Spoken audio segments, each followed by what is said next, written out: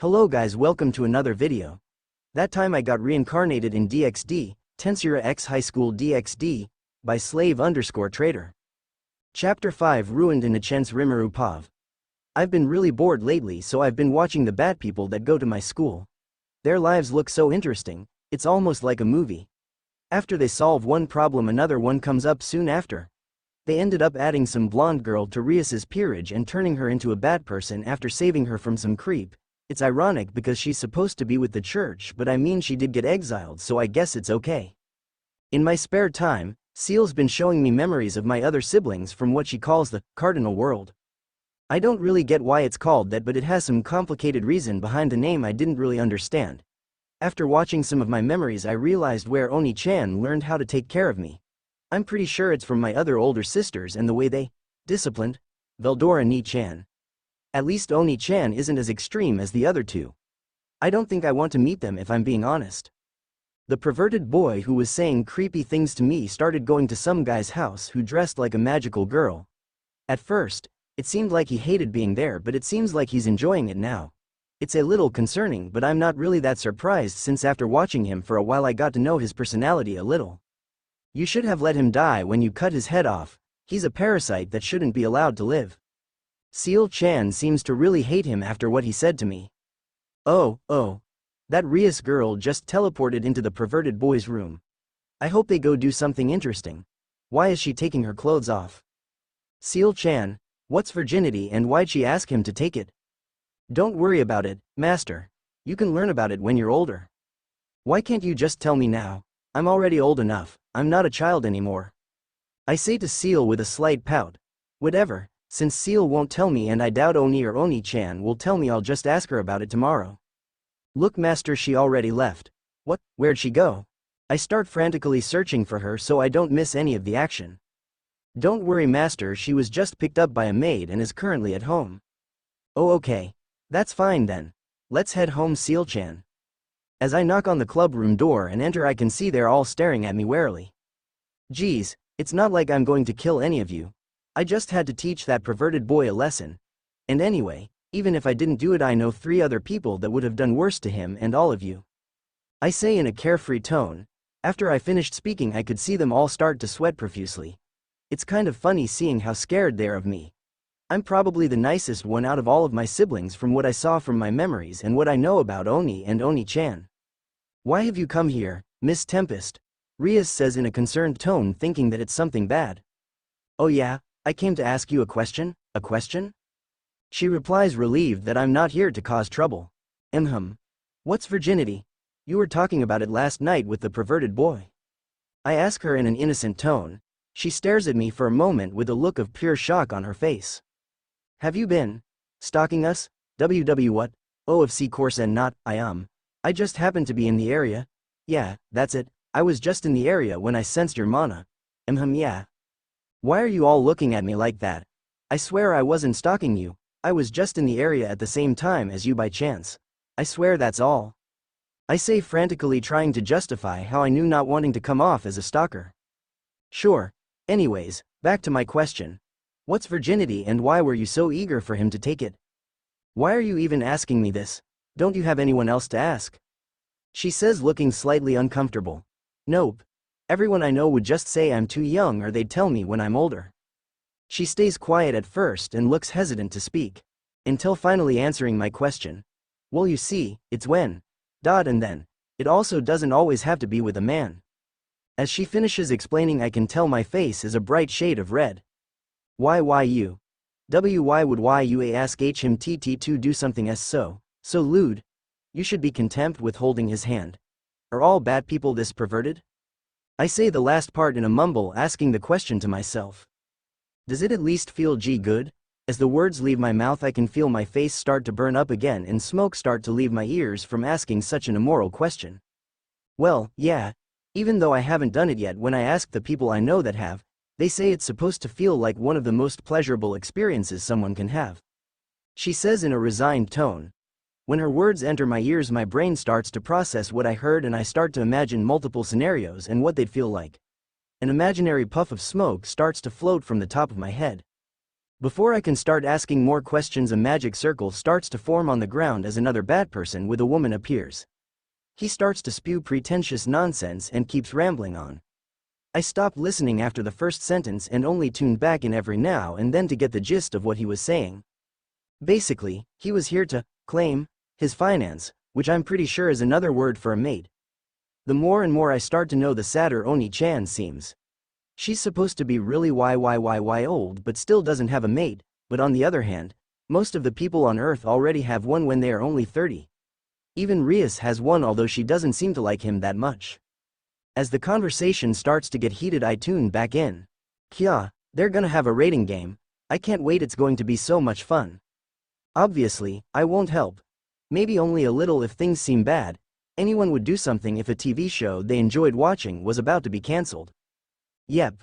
I'm sure all bad people are perverts.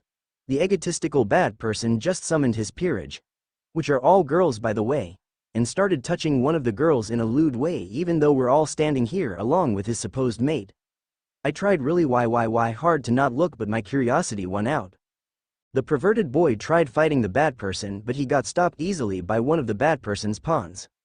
I didn't really expect much out of him, but that was just pathetic.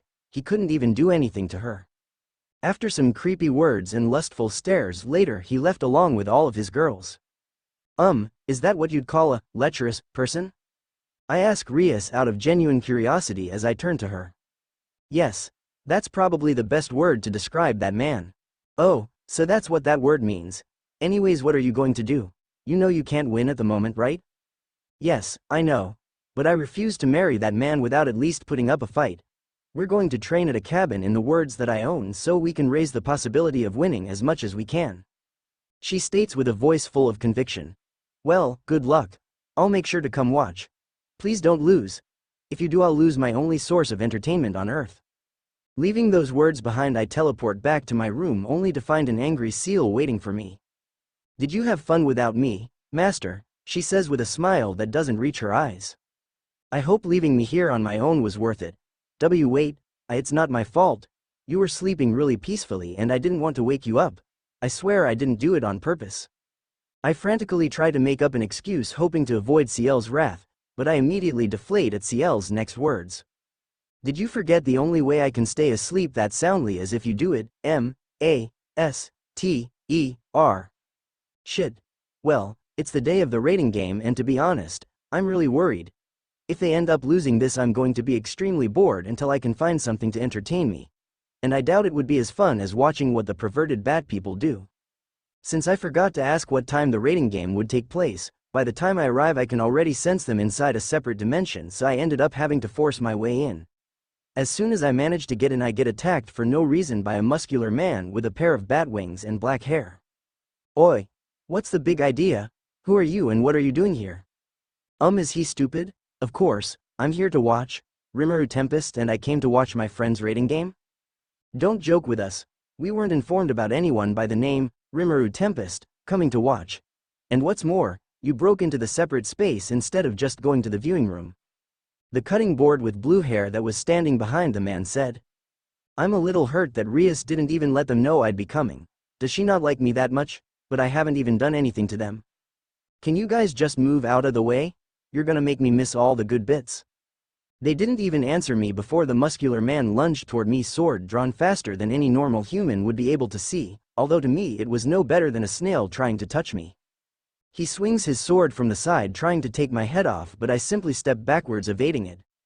As realizes he missed, he quickly retreats to reveal the ironing board with a large fireball double the size of me. I just stood there and took the attack head on since it was far too weak to affect me. As the smoke clears and they realize I'm still standing, a dumbfounded look appears on their face before turning to fear at the realization that I'm unharmed without a scratch or singe on my body or clothes. Sorry about this, I want to get to the game quickly so I can watch, so you're gonna have to take a nap for me. After I at least tell them what's about to happen out of courtesy, I instantly appear in front of the door before she can even realize I moved. As her eyes register that I'm in front of her, her brain tries to catch up as she quickly tries to retreat while casting another spell. But before she can even take a step away, I disappear from her sight and hit her on the back of the neck, knocking her out. After I catch her body and lay her down, the muscular man leaps into the air, attempting to kick me in the side of the head with a roundhouse kick and knock me out. I simply grab his leg and slam him on the ground, forming a 10-meter crater, effectively shattering most of his bones and knocking him out as well. Weren't they a little too weak for guards? Maybe I shouldn't have done that to the poor guy. It looks like it hurts a lot. It was their fault for thinking such lowly beings were ever even a match for Master's divine being HMPH. Seal can be a bit scary sometimes. After overcoming my disappointment at not being able to fight anyone strong, I made my way towards Rias' mana signature. As I arrive at Rias' location, I'm met with the pathetic sight of the perverted boy crawling on the ground, battered and bruised. I can't believe she wasted all of her pawn pieces on that lizard. As Riser starts walking towards the worm to finish him off, Rias suddenly surrenders. What the hell? Does this mean I need to go save them? What a pain. She should have gotten more useful pawns instead of wasting all of them. As the raiding game comes to an end, Rias walks over to Riser as a teleportation circle forms under their feet, leading to the underworld. After they leave, I slowly float down to the unconscious body of Lizard's host. Oi, Lizard. I know you can hear me. What's the plan? Do you have a way to get her back, or do I need to help? I'm not sure. It depends on whether or not Issei is willing to make a deal with me to gain more power by giving me his left arm. Since his body is too weak to handle the power, he'll only be able to maintain it for 10 seconds. Diedrich responds in a slightly concerned tone. Yash. I'll only step in if he ends up in a pinch, but don't tell anyone because I don't want them relying on me. Good luck. As I start to fly off, I can hear the distant chatter of Rias' peerage discussing their next course of action while healing Issei.